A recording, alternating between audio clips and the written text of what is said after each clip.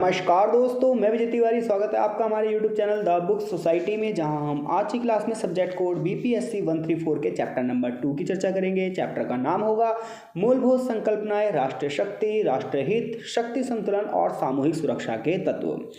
कुल मिलाकर इस चैप्टर को पढ़ने के बाद आपको यह पता चलेगा कि जब आप अंतर्राष्ट्रीय संबंधों का अध्ययन करते हैं, यानी कि इंटरनेशनल रिलेशनशिप का अध्ययन करते हैं, अंतर्राष्ट्रीय संबंधों का अध्ययन करते हैं, तो ऐसे में अंतर्राष्ट्रीय संबंध बहुत सारी चीज़ों से प्रभावित होते हैं और उनमें से 4 टर्म हमारे कोर्स में दी गई हैं। पहली टर्म यह है कि जो राष्ट्रीय शक्ति है ये किस प्रकार से अंतर्राष्ट्रीय राजनीति को प्रभावित करती है। फिर इसी प्रकार से किसी एक देश का हित, आप सभी को पता है हर एक देश अपना हित साधने में लगा होता है। हित का मतलब होता है लाभ। तो हर एक देश जो संबंधों का निर्माण करता है वो राष्ट्र हित के लिए करता है, अपने देश के लाभ के लिए करता है। ऐसे में ये चीज़ें भी अंतर्राष्ट्रीय राजनीति को प्रभावित करती है। तीसरी चीज़ है बैलेंस ऑफ पावर, यानी कि शक्ति संतुलन। शक्ति संतुलन की जब आप बात करोगे तो शक्ति संतुलन का मतलब होता है दो देशों, जो एक देश अपने पड़ोसी देश या अपने शत्रु देश के बराबर अपनी सैनिक शक्ति को कर ले तो हम कहेंगे शक्ति संतुलन है। तो अगर दो देशों की शक्ति संतुलन में है, दो देशों की पावर बैलेंस में है, तो आप ये मान के चलो वहाँ पर युद्ध होने की संभावना बहुत कम है। तो युद्ध को रोकने के लिए, संघर्षों को रोकने के लिए शक्ति संतुलन भी एक बहुत अच्छे तरीके से अंतर्राष्ट्रीय राजनीति में काम करता है। चौथी बात यह है कि सामूहिक सुरक्षा। तो सामूहिक सुरक्षा की अवधारणा अंतर्राष्ट्रीय राजनीति को किस प्रकार से प्रभावित कर रही है। तो अंतर्राष्ट्रीय राजनीति को राष्ट्रहित शक्ति कैसे प्रभावित कर रही है, राष्ट्रहित कैसे प्रभावित कर रहा है, शक्ति संतुलन कैसे प्रभावित कर रहा है, सामूहिक सुरक्षा कैसे प्रभावित कर रही है, और ये सारी चीज़ें किन किन तत्वों पर निर्भर हैं, ये तमाम चीज़ें इस चैप्टर में पढ़ाई जाएगी। तो चलिए चैप्टर की शुरुआत करते हैं और सबसे पहले हम जानते हैं कि राष्ट्रीय शक्ति का विचार क्या कहता है और कौन कौन से तत्व राष्ट्रीय शक्ति को प्रभावित करते हैं। चैप्टर में सबसे पहले एक प्रस्तावना दी गई है और प्रस्तावना कुल मिलाकर हमें यही बता रही है कि चैप्टर में हम क्या पढ़ेंगे। तो देखो, राष्ट्रीय शक्ति का विचार। तो ये जो राष्ट्रीय शक्ति वाला पैराग्राफ है, यहाँ से जो क्वेश्चन बनता है हमारा वो ये बनता है कि शक्ति शब्द को परिभाषित कीजिए और इसके विभिन्न तत्वों की व्याख्या कीजिए। तो जो ये क्वेश्चन यहाँ से बनेगा, इसी क्वेश्चन का हम आंसर यहाँ पर पढ़ेंगे कि शक्ति शब्द से हम क्या समझते हैं और शक्ति के विभिन्न तत्वों का वर्णन कीजिए। तो देखो, हर एक देश अंतर्राष्ट्रीय राजनीति में प्रतियोगिता कर रहा है और ऐसे में ये प्रतियोगिता वही जीत सकता है जो पावर में हो। इसलिए चाहे एक छोटे से छोटा देश हो और चाहे एक बड़े से बड़ा देश हो, वो लगातार अपनी शक्ति को बढ़ाने का प्रयास करता रहता है। तो इंटरनेशनल रिलेशनशिप में और इंटरनेशनल पॉलिटिक्स में, अंतर्राष्ट्रीय संबंधों में और अंतर्राष्ट्रीय राजनीति में शक्ति जो है वो एक महत्वपूर्ण घटक के रूप में कार्य करती है। अगर आप देखेंगे कि पूरे वर्ल्ड की अगर पूरे वर्ल्ड पर अपनी नजर दौड़ाएंगे तो देखेंगे अंतर्राष्ट्रीय राजनीति में हमेशा से इस चीज़ की कमी रही है कि कोई एक सेंट्रल पावर नहीं है जो सभी देशों को कंट्रोल कर सके। कोई एक ऐसी पावर नहीं है जो अमेरिका को भी कंट्रोल कर सके, रूस को भी कंट्रोल कर सके, जर्मनी, इटली, जापान को भी कंट्रोल कर सके। तो ऐसी कोई सेंट्रल पावर नहीं है। तो ऐसे में सभी देश क्या है, एक शक्ति पाने की होड़ में लगे हुए हैं कि हम सभी पावरफुल हो जाएं और सुपर पावर बन जाएं। तो हर एक देश अपने राष्ट्रीय हित को साधने की कोशिश करता है और अपनी राष्ट्रीय शक्ति को बढ़ावा देने का प्रयास करता है। जैसे कि हंस मार्गेंथो ने राष्ट्रीय शक्ति को परिभाषित किया है, मैंने यहाँ पर हाईलाइट भी कर रखा है। हंस मार्गेंथो राष्ट्रीय शक्ति के बारे में कहते हैं कि राष्ट्रीय शक्ति प्रयोग करने वाले और लोगों के बीच एक संबंध है जिसमें शक्ति का प्रयोग कैसे किया जाता है वो सुनिए। तो यह शक्तिशाली को कम शक्तिशाली की कुछ क्रियाओं को नियंत्रित करने देता है। यानी कि दो देश हैं, एक के पास ज़्यादा पावर है, एक के पास कम पावर है, लेकिन इतनी कम पावर भी नहीं है कि वो इससे एक तरफा हार जाए। तो ऐसे में दोनों के बीच में बैलेंस तो है, लेकिन थोड़ा सा एक पल्ला भारी है और थोड़ा सा एक पल्ला कम है। तो ऐसे में जिसका पल्ला भारी है वो देश छोटे वाले देश की कुछ एक्टिविटी को कंट्रोल करेगा। लेकिन जब एक बहुत ही ज़्यादा शक्तिशाली देश हो जाए और एक कमज़ोर देश हो बिल्कुल, तो उसके दिमाग को भी कंट्रोल करने लग जाएगा। जैसे कि चाइना ने श्रीलंका के ऊपर ऐसा किया कि अब वो अपनी पॉलिसी चला रहा है। इस समय मालदीव के लिए भी चाइना ऐसा कर रहा है। तो छोटे छोटे देशों को क्या करते हैं, फिर एक कर्जा में फंसाते हैं, फिर उनकी जो फॉरेन पॉलिसी है वो भी अपने हिसाब से चलाते हैं और देश के अंदर सरकार भी अपने हिसाब से चलवाते हैं।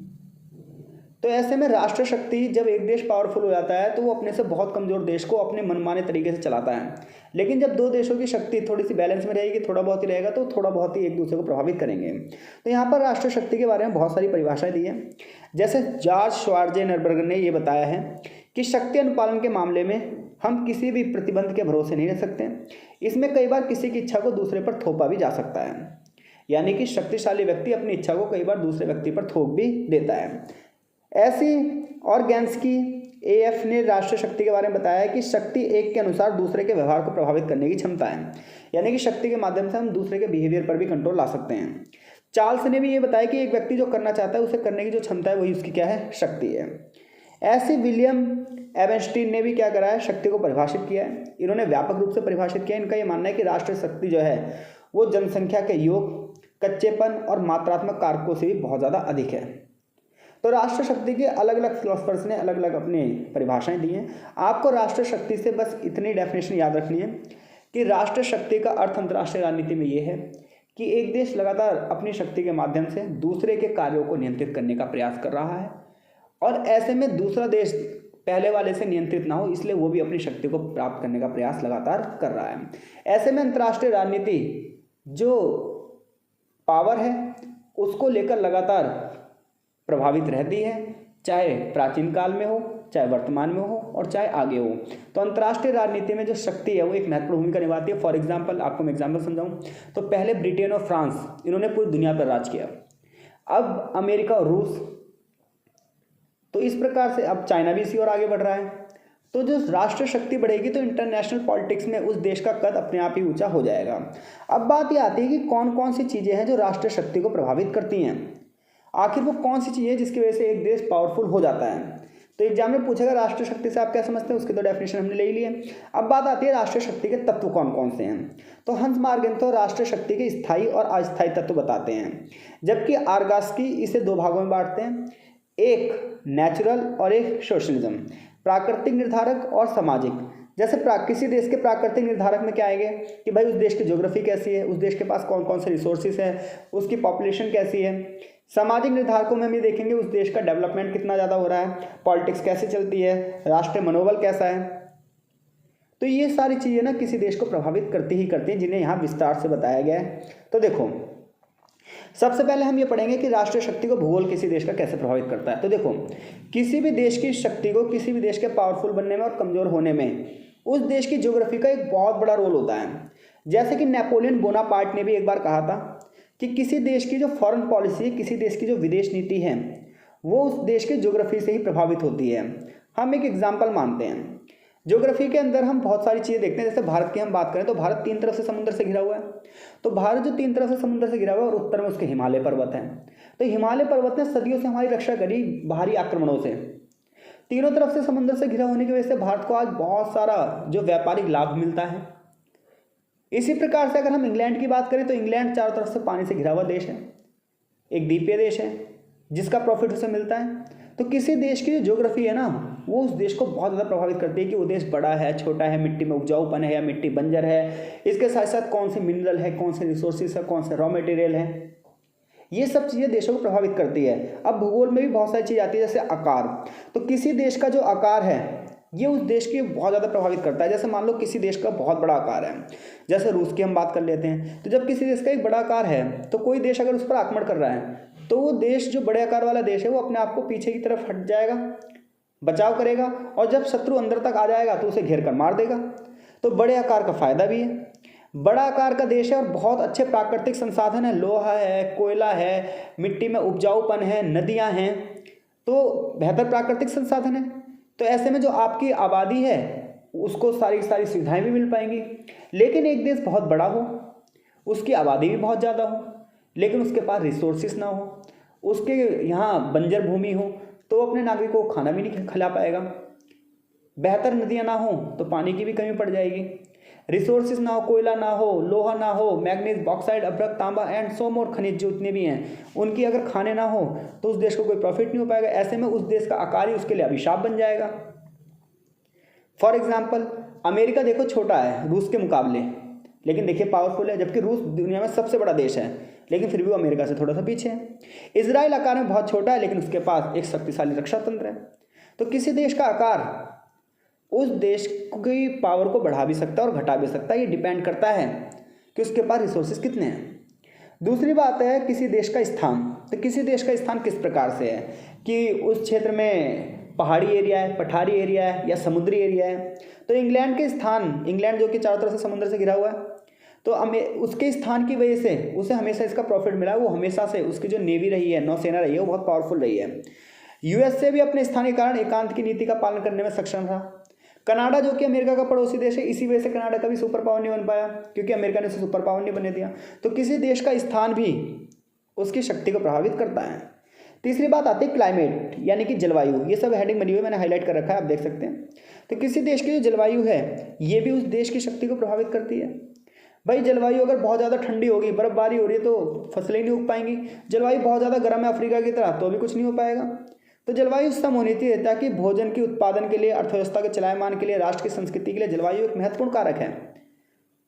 अफ्रीका ज़्यादा विकसित क्यों नहीं हो पाया? उसका कारण ये है क्योंकि वहाँ बहुत गर्म जलवायु है, जबकि रूस के कई सारे इलाके ऐसे हैं जो बहुत ठंडे हैं, वहाँ पर जनसंख्या रह ही नहीं सकती। तो जलवायु भी किसी देश के आकार उसको शक्ति को प्रभावित करती है और स्थलाकृति, किसी देश की मैदान कितने हैं, उसमें किसी देश में पर्वत पहाड़ कितने हैं, समुद्री एरिया कितना है, झील झंकर कितने हैं, ये सब भी उस देश को प्रभावित करता है। तो कोई देश पावरफुल है या कमज़ोर है, उसमें उस देश की ज्योग्राफी भी बहुत बड़ा रोल अदा करती है। जैसे आज देखिए वहाँ पर सऊदी के पास पेट्रोल है, तो ऐसे में उसकी इकोनॉमी का एक बहुत बड़ा पार्ट उससे ही चल रहा है। तो किसी देश की ज्योग्राफी, उसके पास क्या रिसोर्सेज है, उसकी जनसंख्या कैसी है, ये तमाम चीज़ें उस देश की पावर को प्रभावित करेंगी, वही उसे पॉजिटिव और निगेटिव वे में ले जाएंगी। आगे है नेचुरल रिसोर्सेज, प्राकृतिक संसाधन। तो प्राकृतिक संसाधनों पे हमने अच्छा खासा अभी चर्चा करी है कि प्राकृतिक संसाधनों में अगर कोई देश आत्मनिर्भर है तो उसे वो चीज़ें दूसरे देश से इंपोर्ट नहीं करनी पड़ेगी। अब दूसरे देशों से अगर वो सामान नहीं खरीदना पड़ेगा तो हमारा देश आत्मनिर्भर होगा, हमारे देश की जीडीपी बहुत तेज गति से आगे बढ़ेगी। लेकिन अगर एक देश है जिसके पास रॉ मटेरियल नहीं है, कच्चा माल नहीं है, तो उसे दूसरे देशों से वो सामान खरीदना पड़ेगा। परिणाम क्या होगा? परिणाम ये होगा कि उसे ज़्यादा ज़्यादा चीज़ें इंपोर्ट करनी पड़ेगी और उसका एक बहुत बड़ा अमाउंट उसी चीज़ में चला जाएगा। तो नेचुरल रिसोर्सेज यानी कि प्राकृतिक संसाधन में किसी भी देश की इकोनॉमी को और पॉलिटिक्स को प्रभावित करते हैं। तीसरी चीज़ है जनसंख्या। अगर किसी देश की जनसंख्या आलसी हो, अनपढ़ हो, अक्षम हो, बेरोजगार हो, तो देश कभी विकास नहीं कर पाएगा। एक देश के लोगों में मजबूत स्वास्थ्य होना चाहिए, अनुशासित व्यवहार होना चाहिए, डिसिप्लिन होना चाहिए, पढ़े लिखे होने चाहिए, स्किल्स होनी चाहिए। ये नहीं कि जनसंख्या विश्व में सबसे ज़्यादा बहुत बड़ा काम हो गया। जनसंख्या सबसे ज़्यादा है तो उतना ही जनसंख्या हेल्थी होनी चाहिए, मानसिक रूप से स्वस्थ होनी चाहिए, साक्षर होनी चाहिए, एजुकेटेड होनी चाहिए। अब साक्षर का मतलब नहीं है कि BA MA की डिग्री ले रखी है। साक्षर का मतलब स्किल्स होनी चाहिए, कुछ करने का हुनर होना चाहिए, यानी कि पूरे दिन PUBG खेल रहे हैं। तो यह जनसंख्या किसी देश को सबसे आगे ले जाती है। इसके अलावा उस देश का डेवलपमेंट, इकोनॉमिक डेवलपमेंट, आर्थिक विकास कितना है। आर्थिक विकास का स्तर राष्ट्रीय शक्ति को प्रभावित करता है, क्योंकि आप जितने ज़्यादा अमीर है, सीधी सी बात है, उतनी ज़्यादा रिसोर्सेज आप गेट कर सकते हैं, उतनी ज़्यादा आपका सम्मान बन सकता है।